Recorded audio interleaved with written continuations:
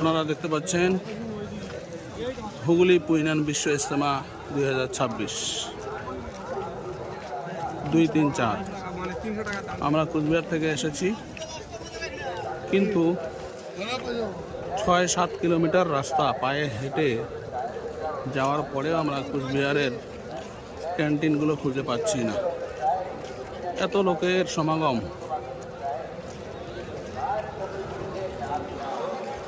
খুঁজে আমরা পাচ্ছি না। আমরা যে কোথায় গিয়ে যে কুচবিহার ক্যান্টিনগুলো পাবো, প্রায় 2 ঘন্টা ধরে আমরা ঘোরাঘুরি করছি, কুচবিহারের ক্যান্টিন পাচ্ছি না। কাউকে জিজ্ঞাসা করলেও বলতে পারছি না।